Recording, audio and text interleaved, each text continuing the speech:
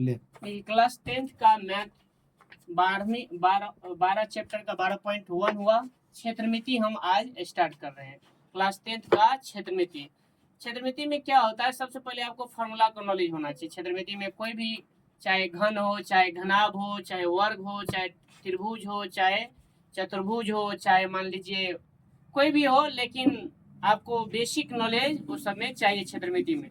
तो क्षेत्रमिति के बारे में आपको नॉलेज देते हैं और उसके बाद थोड़ा धीरे धीरे आगे बढ़ेंगे। जैसे मान लीजिए क्षेत्रमिति का 2 पर्सन आपको है, एक 2D एक होता है 3D। एक 2D एक होता है 3D, मतलब 2D के अंतर्गत और 3D के अंतर्गत। 2D के अंतर्गत आता है वृत्त, त्रिभुज। इसके अंतर्गत कौन कौन? वृत्त, त्रिभुज, उसके बाद चतुर्भुज, उसके बाद वृत्त हो गया, त्रिभुज हो गया, चतुर्भुज हो गया, उसके बाद समबाहु त्रिभुज हो गया, समबहुभुज। इतना हो गया 2D के अंतर्गत। 2D के अंतर्गत इतना हो गया। उसके बाद आप जैसे मान लीजिए सब टोटल का हम क्या पढ़ेंगे? क्षेत्रफल पढ़ेंगे। क्षेत्रफल हो गया। उसके बाद इसके बारे में हम परिमाप के बारे में जानकारी लेंगे। परिमाप हो गया और क्षेत्रफल। 3D के अंतर्गत घन, 3D के अंतर्गत हो गया घन, घनाभ हो गया। उसके बाद आयतन हो गया, घन घनाभ हो गया, आयतन हो गया। उसके बाद बेलन, सबका आयतन, बेलन हो गया, बेलन। उसके बाद शंकु हो गया, शंकु, घन घनाभ आयतन बेलन शंकु। उसके बाद हम पिरामिड, गोला छिनक, पिरामिड,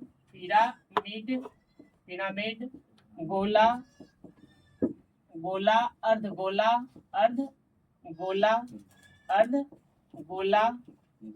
छिनक, और इसके बाद छिनक हो गया। उसके बाद प्रिज्म, इसके बाद प्रिज्म। और इस टोटल का हम मतलब आयतन, पृष्ठीय क्षेत्रफल पढ़ेंगे। आयतन,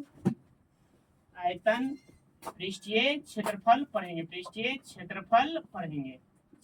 क्षेत्रफल पढ़ेंगे।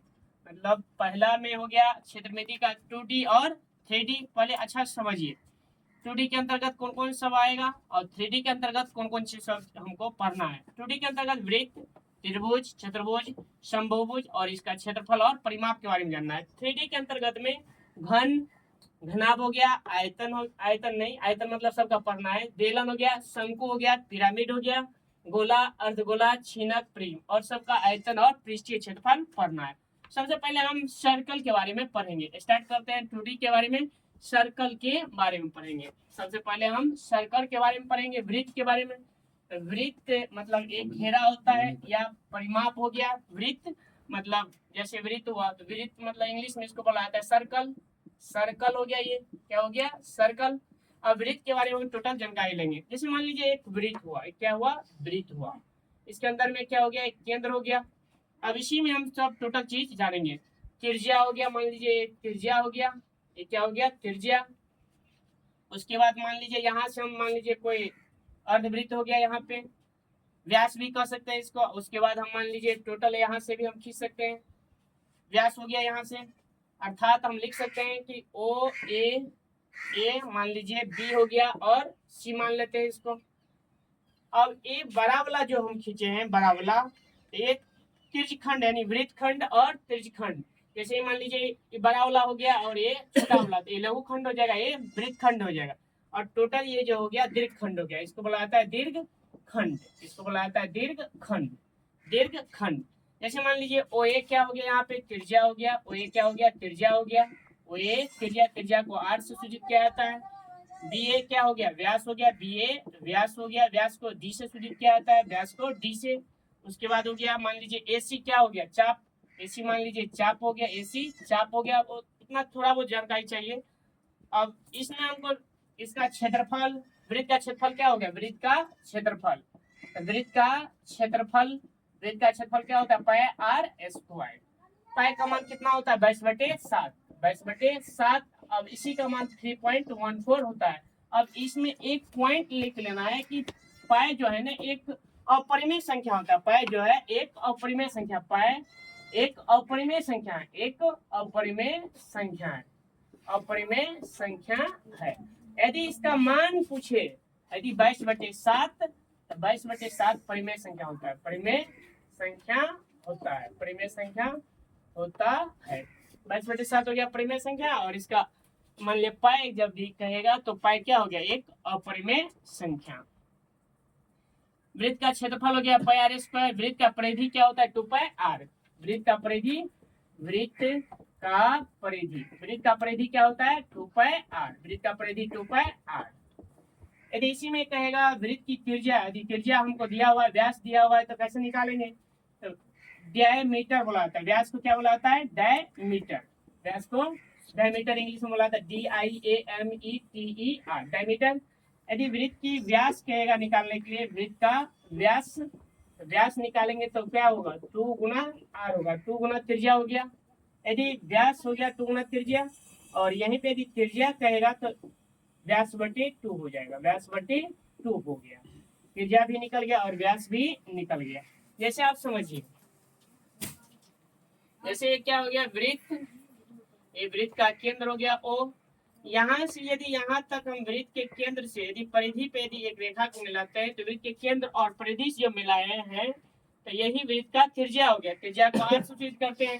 फिर वृत्त के केंद्र से और एक बिंदु तक जब मिलाते हैं, तो जब कोई रेखा वृत्त के केंद्र से होकर गुजरता है और दोनों तरफ वृत्त की परिधि को टच करे, तो इससे व्यास बोला जाता है। टोटल मान लीजिए A और B, वृत्त का क्या हो गया, व्यास, व्यास हो गया वृत्त का व्यास। ये क्या हो गया, वृत्त का व्यास। अब देखिए वृत्त का व्यास हुआ, त्रिज्या तो आधा ही हुआ, तो अर्थात हम कह सकते हैं कि त्रिज्या जो है ना वृत्त का आधा होता है, अर्थात व्यास, वृत्त के त्रिज्या का व्यास यदि निकालेंगे, तो व्यास यहाँ पे यदि निकालेंगे तो 2 गुना हो गया, त्रिज्या का 2 गुना r हो गया। यदि यहीं पे r निकालेंगे तो d बटे 2 हो जाएगा, d या बटे 2 हो गया, मतलब त्रिज्या बराबर व्यास बटे 2 हो गया। वृत्त का क्षेत्रफल भी हो गया, वृत्त का परिधि भी पता चल गया। पाई का मान 22/7 होता है, 3.14।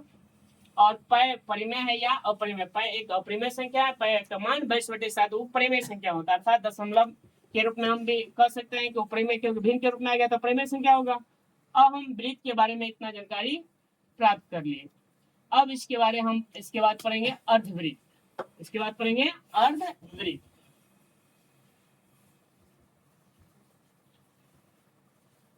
वृत्त के बारे में पढ़ ले, इसके बाद अर्धवृत्त। अर्धवृत्त का क्षेत्रफल पहले देखेंगे, पहले तो फिगर देखिए। अर्धवृत्त सेमी सर्कल बोला जाता है, semi circle, semi circle, semi circle मतलब अर्धवृत्त, अर्धवृत्त हो गया, अर्धवृत्त। तो ये अर्धवृत्त हुआ, मान लीजिए यहाँ पे व्यास, यहाँ पे केंद्र हुआ, यहाँ पे O हुआ, A मान लीजिए इसको, और B मान लीजिए। ये परिधि क्या हुआ, आधा, और व्यास तो पूरा ही है ना, चाहे अर्धवृत्त का त्रिज्या कहे या व्यास, इसमें कोई परिवर्तन नहीं होता है, बशर्ते उसके परिधि में परिवर्तन होता है। यदि कहेगा अर्धवृत्त का परिधि, अर्धवृत्त का परिधि, अर्धवृत्त का परिधि, अर्धवृत्त का परिधि, अर्धवृत्त का परिधि जब निकालेंगे तो क्या होगा, पूरा का तो 2πr होता है, यदि 2πr बटे 2 करेंगे तो 2 कैंसिल हो गया, कितना आ गया, πr। अर्धवृत्त का परिधि क्या हो गया, πr।